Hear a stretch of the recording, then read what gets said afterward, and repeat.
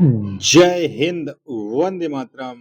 स्वागत है आप सभी का आपके अपने YouTube चैनल जी के जीएस के भंडारा पर। प्यारे साथियों, अगर आप रेलवे की किसी भी एग्जाम की तैयारी कर रहे हो तो हर एक एग्जाम में पूछे जाता है साइंस, और साइंस के अति महत्वपूर्ण प्रश्नों का प्रैक्टिस सेट मैं आप लोगों के लिए लगातार करा रहा हूँ। और आज का अपना प्रैक्टिस सेट नंबर है साइंस का ये 45। इससे पहले मैं 44 प्रैक्टिस सेट अपलोड कर चुका हूँ।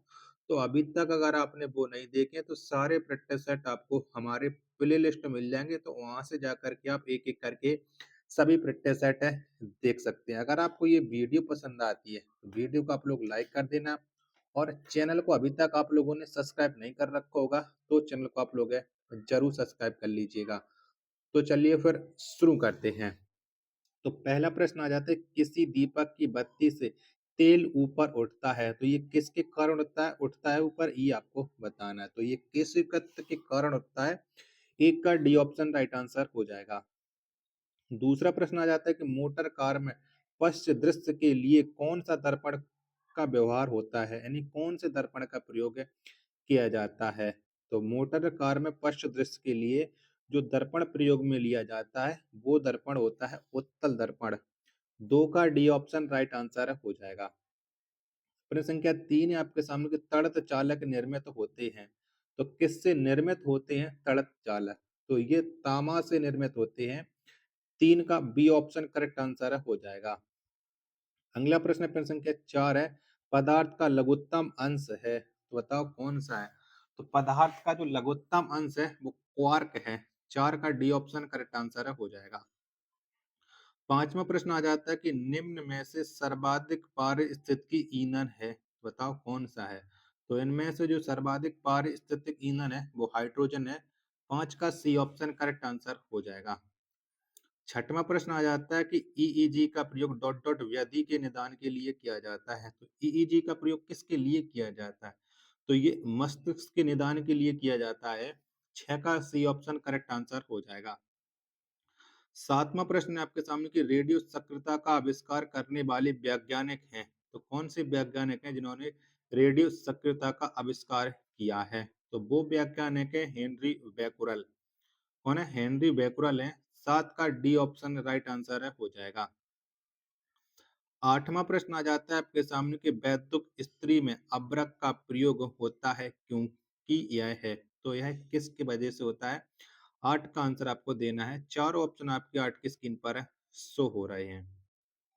तो ताप तथा विद्युत दोनों का कुचालक होता है। 8 का डी ऑप्शन राइट आंसर हो जाएगा। नौवां प्रश्न है आपके सामने, किसी धातु के पृष्ठ के प्रति सेकंड उत्सर्जित फोटो इलेक्ट्रॉनों की संख्या आपतित प्रकाश के किस गुण पर निर्भर करती है। तो ये प्रकाश के कौन से गुण पर निर्भर करती है। 9 का आंसर आपको देना है। चारों ऑप्शन आपकी स्क्रीन पर शो रहे हैं, तो ये तीव्रता पर निर्भर करती है। सी ऑप्शन एकदम इसका राइट आंसर हो जाएगा। अगला प्रश्न है प्रश्न संख्या 10 है आपके सामने कि प्रकाश के ध्रुवण से प्रकाश के किस गुण की पुष्टि होती है। तो किस गुण की पुष्टि होती है, 10 का आंसर आपको देना है।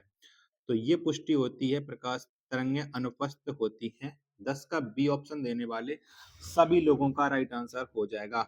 आशा करता हूँ कि आपको ये वीडियो पसंद आ रही होगी, तो प्लीज वीडियो को एक बार आप लोग लाइक जरूर कर देना, और चैनल को अभी तक आप लोगों ने सब्सक्राइब नहीं कर रखा होगा तो चैनल को आप लोग जरूर सब्सक्राइब कर लीजिएगा। 11वां प्रश्न आ जाता है, कौन सा ग्रह सूर्य का 88 दिनों में एक चक्कर पूरा कर लेता है। तो वो कौन सा ग्रह है, तो वो ग्रह है बुध ग्रह। 11 का ए ऑप्शन राइट आंसर हो जाएगा। अगला प्रश्न प्रश्न संख्या 12 है आपके सामने, मार्स गैस के नाम से जानी जाती है, तो कौन सी गैस जानी जाती है। तो मार्स गैस के नाम से मीथेन को जाना जाता है। 12 का ए ऑप्शन करेक्ट आंसर हो जाएगा।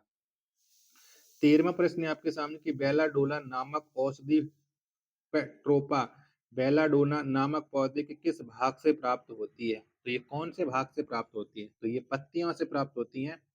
13 का सी ऑप्शन राइट आंसर हो जाएगा।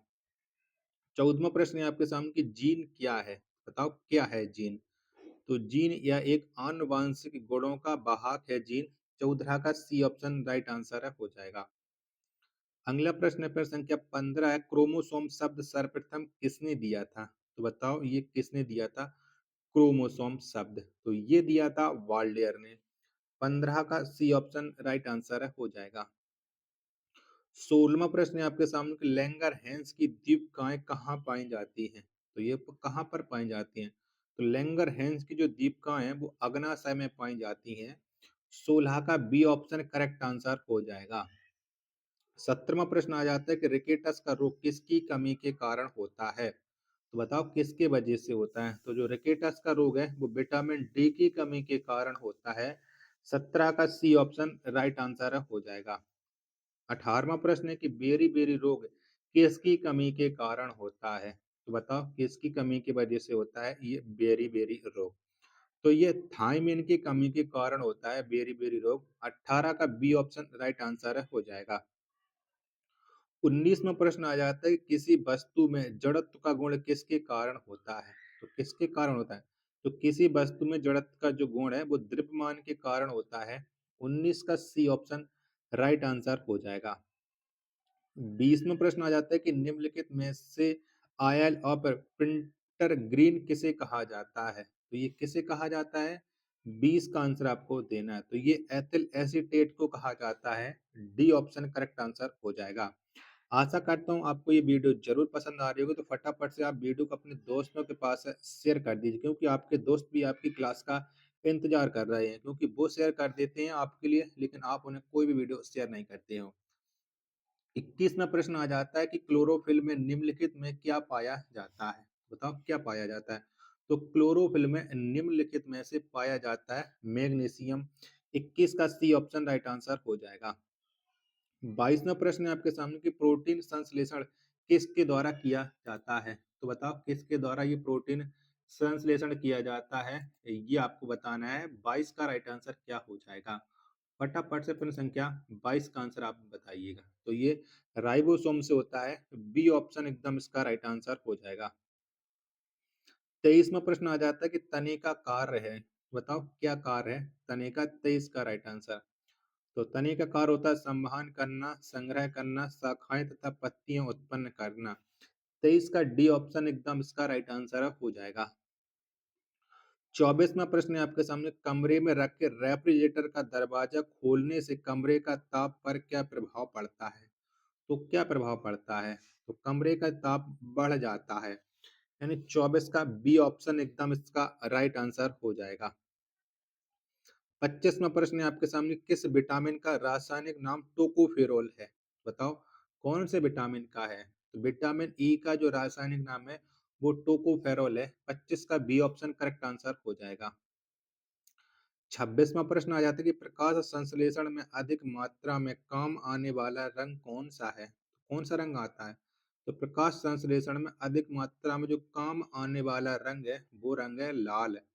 26 का बी ऑप्शन राइट आंसर हो जाएगा। 27वां प्रश्न आ जाता है कि जापान के निवासी किस नामक शैवाल का उपयोग सलाद के रूप में करते हैं? तो कौन से शैवाल को जापान के लोग सलाद के रूप में खाते हैं? तो ये अलवा को करते हैं।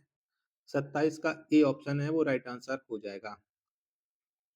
28वां प्रश्न है आपके सामने कि वह किरण जो न्यूट्रॉन के टूटने से बनती है तथा जिसका वेग प्रकाश के वेग के बराबर होता है, तो वो कौन सी किरण है? 28 का आंसर आपको बताना है। तो वो किरण है बीटा किरण। 28 का ए ऑप्शन राइट आंसर है, हो जाएगा। 29वां प्रश्न, अकरमंडिज नामक प्रसिद्ध वैज्ञानिक ने कौन सा नियम प्रतिपादित किया था? तो कौन सा नियम दिया था अकरमंडिज ने? तो अकरमंडिज ने दिया था जल उत्प्लावन का नियम। 29 का बी ऑप्शन एकदम इसका राइट आंसर है, हो जाएगा।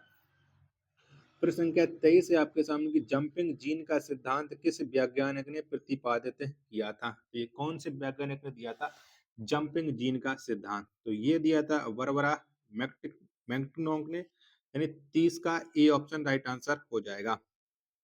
आशा करता हूँ आपको ये वीडियो पसंद आई होगी, तो वीडियो को आप एक बार लाइक कर देना, और चैनल को अभी तक आप लोगों ने सब्सक्राइब नहीं कर रखा होगा तो चैनल को आप लोग जरूर सब्सक्राइब कर लेना। मिलते पर अपने एक और next video next practice set के साथ। तब तक के लिए धन्यवाद। जय हिंद। वंदे मातरम।